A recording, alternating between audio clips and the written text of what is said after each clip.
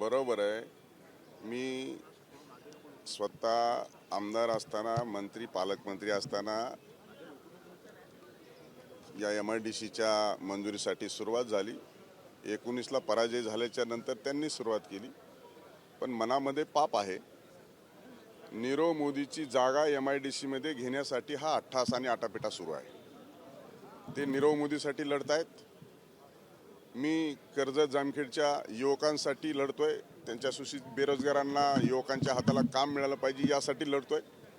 त्यामुळं आता उद्योग विभाग या निर्णयापर्यंत येऊन पोहोचलेला आहे की गेल्या अधिवेशनात दिलेली जी काही कागदपत्र होती त्या कागदपत्राच्या आधारे काल माननीय उद्योग मंत्री उदय सामंत साहेबांनी निर्णय जाहीर केलेला आहे की तुम्ही दिलेले कागदामध्ये तथ्य आहे, सत्यता आहे, आम्ही पडताळून पाहिलेली आहे. त्यामुळे तिथे नीरव मोदी जो आहे तो देशाला फसवून भगोडा हा देशद्रोही बाहेर गेलेला आहे. त्याची जमीन आपल्याला MIDCसाठी घेता येणार नाही. त्याचबरोबर तिथल्या स्थानिक शेतकऱ्यांनी आणि ग्रामपंचायतीने ठराव केला की या MIDCला आमचा विरोध आहे. या दोन कारणासाठी काल MIDC त्या जागेवरची रद्द केली. पण त्याच वेळेस दुसरा निर्णय जाहीर केला की कर्जतमध्ये MIDC करणं गरजेचं आहे. तुमची मोठी मागणी आहे आणि त्यामुळे युवकांच्या हाताला काम मिळालं पाहिजे.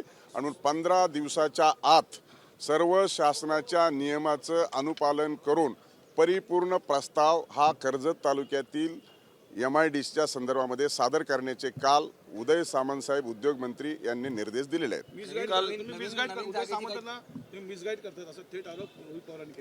अरे मिसगाईड काय करताय? नीरव मोदी काय माझ्या घरचा माणूस आहे काय? नीरव मोदीची जमिनीमध्ये कोणाचा हिस्सा आहे हे पण जाहीर झालं पाहिजे ना. नीरव मोदीची जमीन त्याच्यामध्ये घेऊन तुम्हाला त्याच ठिकाणी MIDC करायचे याचं पहिलं उत्तर दिलं पाहिजे.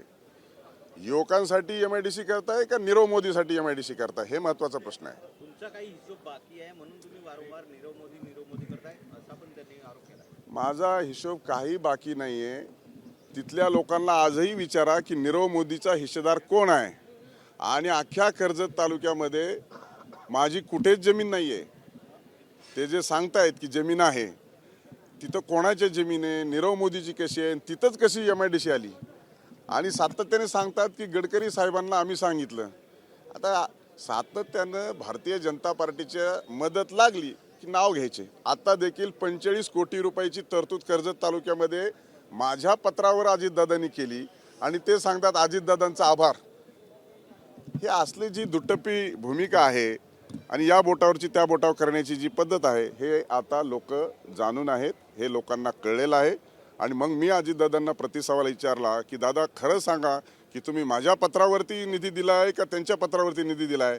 तर दादांनी सांगितलं तुझ्या पत्रावर निधी दिलाय, तू सत्तेतला आमदार आहेस आणि म्हणून विरोधी पक्षाच्या आमदाराच्या पत्रावर निधी देण्याची तरतूदच नाही आपल्याकडे. आणि जर असेल तर त्यांचा या कामासाठी प्रस्ताव आलेला नाही. आता नवीन जागेवरती नवीन जागा शोधणं, चाचपणी करणं यात बराच वेळ जाईल. यासाठी काही तातडीने करण्याबाबत काही उदय सामंतांशी बोलणं झालंय का? कारण बरेच संभ्रम कर्जत आणि जामखेडमधल्या लोकांच्या मनात आहे MIDC नवीन पुन्हा होण्यावर. मला असं वाटतं की 25 वर्षापूर्वी जामखेडला MIDC झाली. हे जर एवढे मोठे आहेत, उद्योगधंदे उभारणारे आहेत, तर त्यांनी जामखेडला का नाही उद्योगधंदे उभारले?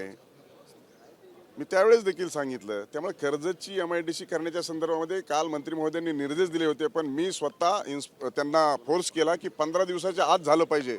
आणि मग 15 दिवसाच्या आत नवीन जमीन शोधून त्याच्यावरती प्रस्ताव टाकण्याच्या संदर्भामध्ये उद्योग मंत्री यांनी त्यांच्या विभागाला काल आदेश दिलेले आहेत. काल कार्यकर्त्यांवर लाठीचार्ज झाल्याचं म्हणणं आहे. संघर्ष यात्रा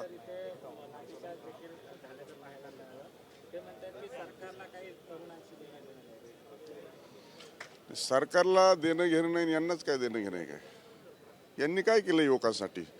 अख्ख्या यात्रेमध्ये ज्यावेळेस चालले त्यावेळेस संघर्ष असा असतो का? स्वतःच्या अंगावरून फुलं उधळून घेणे, DJ पुढे नाचणे, फुगडी खेळणे, विहिरीत उड्या मारणे, तलावात उड्या मारणे, हा कुठला संघर्ष आणलाय? हा संघर्ष नाही, असा संघर्ष नसतो.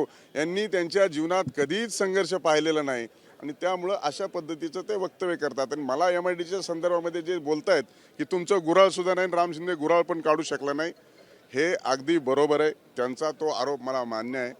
पण माझा आजोबा मुख्यमंत्री नव्हता, माझा आजोबा 4 वेळा मुख्यमंत्री नव्हता, चुलता 4 वेळा उपमुख्यमंत्री नव्हता आणि त्यामुळे त्यांच्या आजोबांनी देखील एकही कारखाना काढलेला माझ्या ऐकिवात नाही. त्यामुळं आता माझी सुरुवात आहे.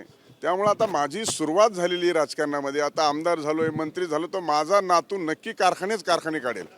त्यामुळं नातवानी दुसऱ्याला असे उलगाणे देण्याची आवश्यकता नाही. स्वतःचं कर्तृत्वावर झिरो केलेलं आहे आणि त्यामुळं हे काकाच्या आजोबाच्या सगळ्या मेहरबानीवर झालेल्या ह्या घटना आहेत. त्यामुळे मी गुराळ काढलं नाही, पण माझा नातू नक्की काढेल. एबीपी माझा, उघडा डोळे बघा नीट.